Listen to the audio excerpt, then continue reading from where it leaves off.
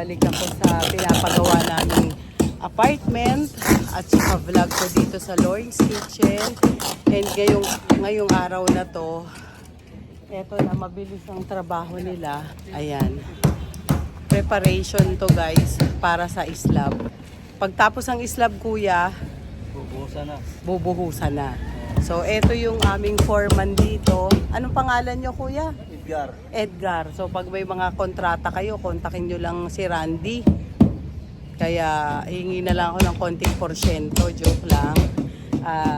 Sila ang nangungontrata, marami na silang nagawang mga apartment or bahay, no kuya? Na yes, tumanda na po silang ganyan.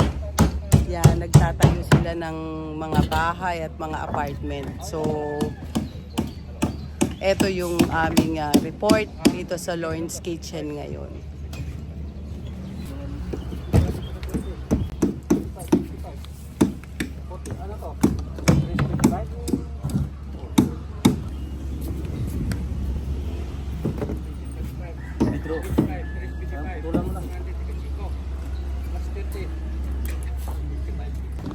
So guys, sa 3 units na to, pag nagbuhos, imamanual daw nila kasi nahihirapan doon sa kalsada yung mixer. So maraming tao ang kailangan doon, di ba? Para lahat ng to ay mabuhusan. Ayan. Gaano katagal kuya para tumigas siya? Isang araw, 2 araw? Araw lang. Okay. Kasi yung apartment namin noon, tumigas. Alam mo, saglit lang. Kasi siguro may chemical na hinahalo. Mayroong ano yun? Chemical. Yes. So, mixer ang pinagamit nung pinsan ko doon. So, titingnan natin ngayon yung manual naman kung paano siya. Titingnan ko yan guys. Babalik ako dito. So, yun lang. Good afternoon mga ka-Lawrence Kitchen. Andito ako ulit sa site ng aming pinapagawang project na apartment business. At eto na yun. Ano na ba ang nangyari ngayon? Rands!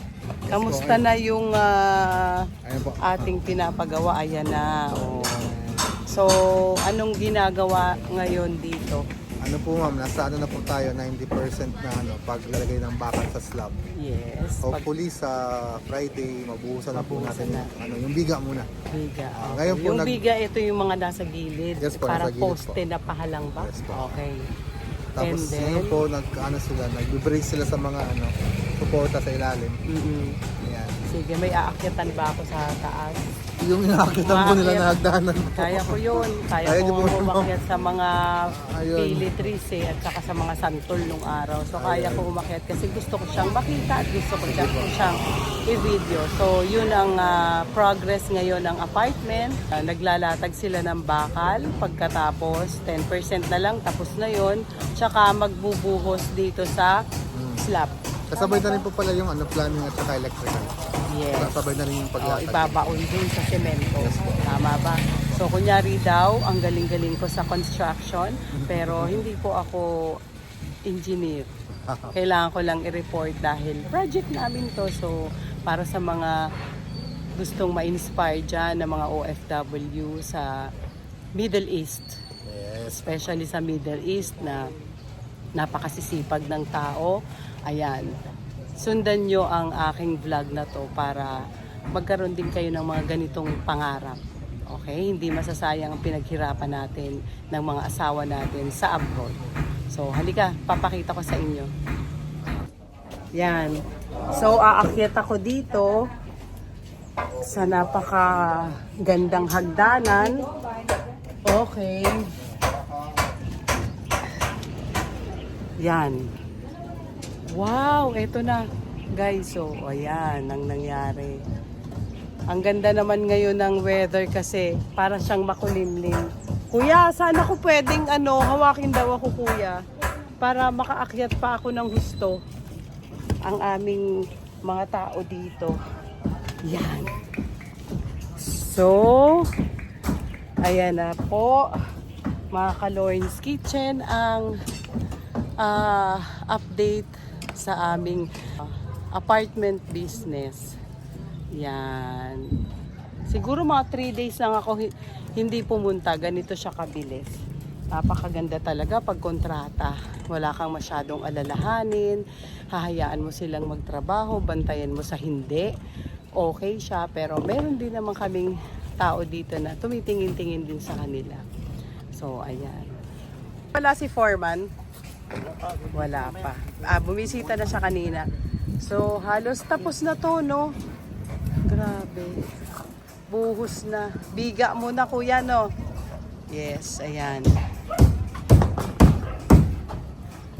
And after tomorrow, kuya, doon na tayo magbubuhos.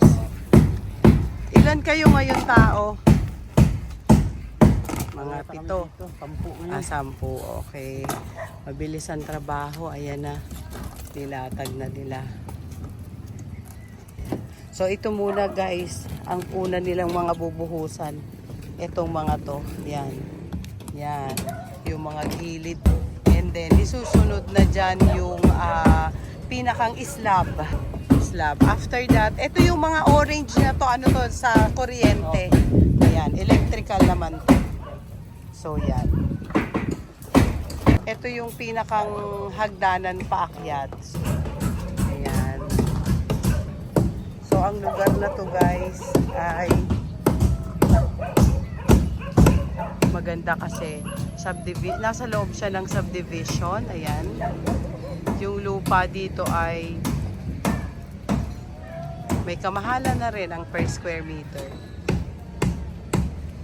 So, abangan nyo guys ang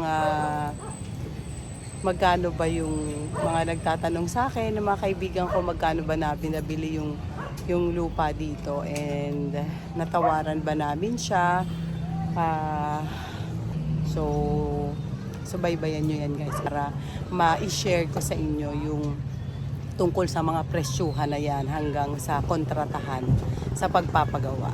So, dito sa lupang to na 210 square meters, may natira kami na 80 square meters. So, sobrang malaki pa siya. So, ang plano namin, isa pang maliit na paupahan.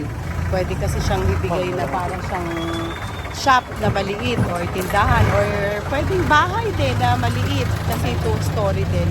So yung pader ang gagawin namin hindi na standard na kasama sa kontrata. Gagawin na rin namin siyang pinaka-wall na matibay. Yun, banda dun. So yun, doon. Instead na standard po siya na bakod, Okay. Mas lalaliman po natin yung pundasyon. Tapos magkakaroon na rin siya ng biga, tapos mas mataas po siya. Siguro Okay. mga 3 meters po siya para maging dual purpose siya. Bakod na siya. Pati yun na rin yung dingding ng future na ano. Yes, nagagamitin building natin. structure. Parang hindi na siya sisirain. Hindi na po. So yung mas matibay na at mas kasama na siya dun sa itatayo dyan na maliit. So yun na rin po yung magiging wall nung magiging gagawin structure ulit. na gagawin Yes. Okay, sige. Thank you, Ranz. So, yun lang guys. Mga ka-Lawrence Kitchen, ang vlog ko sa araw na to. Ayan. Hanggang sa susunod na update after mga 3 to 4 days. Pag nagbuhos to, pupunta ako ulit. Titingnan natin. Bye! Don't forget to subscribe. Lawrence Kitchen, Fashion Kitchen, higit sa lahat pang kabuhayan, inquiries. So, salamat sa mga subscribers and sa mga supporters ng Lawrence Kitchen. Bye!